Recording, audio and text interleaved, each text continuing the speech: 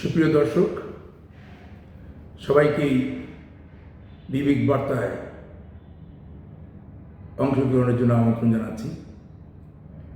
দেশের ঘটে যাওয়া ঘটনা এবং আগামী দিনের সম্ভাবনা নিয়ে আমরা মতামত দিয়ে থাকি।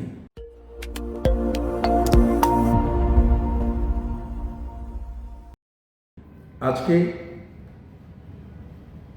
একটা ঘটনা নিয়ে আমরা আলোকপাত করতে চাই। সেটা হচ্ছে সচিবালয়ের যে অগ্নিকাণ্ড, সেটা নিয়ে কিছু কথা বলতে চাই। সুপ্রিয় দর্শক, এই অগ্নিকাণ্ড নিয়ে বিভিন্ন জন বিভিন্ন মহল থেকে বিভিন্ন দৃষ্টিকোণ থেকে এর ব্যাখ্যা করেছেন। আমি আমার দৃষ্টিকোণ থেকে একটা ব্যাখ্যা দিতে চাই, যেভাবে আমি বিষয়টা দেখছি। প্রথম কথা হলো, 5টি গুরুত্বপূর্ণ মন্ত্রণালয় আগুনে পড়ে গেছে, অনেক গুরুত্বপূর্ণ নথি ক্ষতিগ্রস্ত হয়েছে।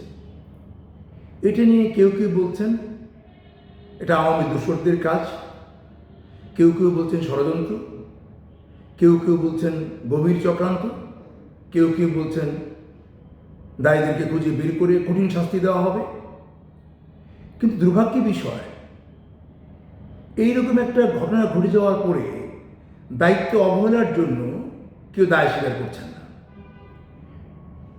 এরকম একটা অগ্নিকাণ্ড ঘটল,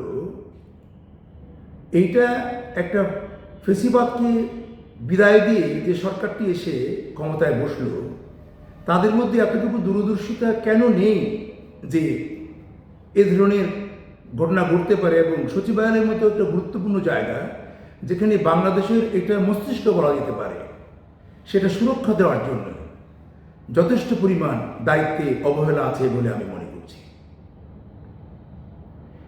একটা ধূম্রজাল সৃষ্টি হয়েছে, অর্থাৎ একের পর এক ঘটনা ঘটতেছে। বর্তমান সরকার কোনটারই কোনো কুল কিনারা করতে পারছেন না। এখন যে সমস্ত উপদেষ্টারা আছেন, কেউ কেউ ভারতের অংশ নিয়ে বাংলাদেশ কায়েম করার স্বপ্ন দেখছেন, কেউ কেউ আগামী দিনে রাজনৈতিক দল করে দেশের ক্ষমতায় আসার চেষ্টা করছেন।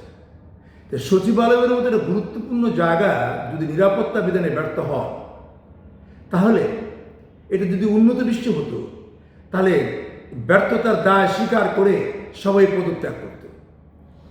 আপনারা নিজেরাই বলছেন প্রশাসনের বিভিন্ন জায়গায় আওয়ামী দূষররা বসে আছে, তাহলে এখন যারা তদন্ত করবে তারা আওয়ামী দূষর নয়, এটা কোনো ডিএনএ টেস্ট দিয়ে প্রমাণ করতে পারবেন? দুর্ভাগ্য, এটা চরম দুর্ভাগ্যের বিষয়।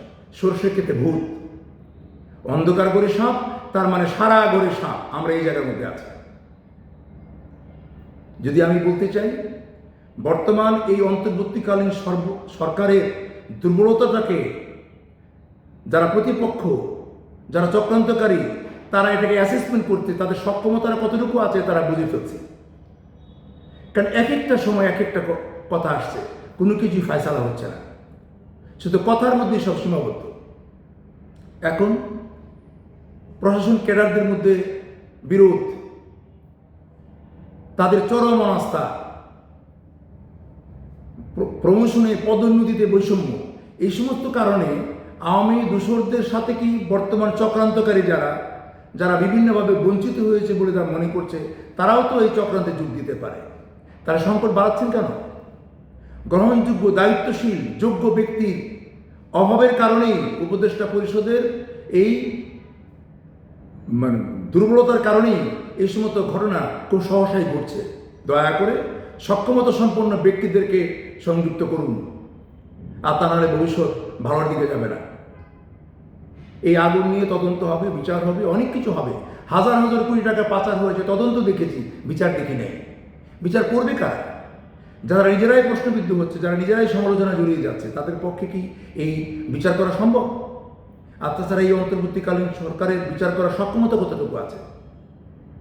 এটা কি আমরা তো এইভাবে আওয়ামী সরকারের সময় বিভিন্ন ঘটনা ঘটত, আর তখন জনগণের দৃষ্টি একদিক থেকে অন্যদিকে ফিরে যেত।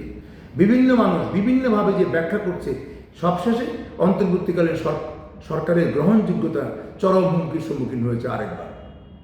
দর্শকবৃন্দ, সবাই ভালো থাকেন, সবার জন্য শুভকামনা থাকলো। আসসালামু আলাইকুম।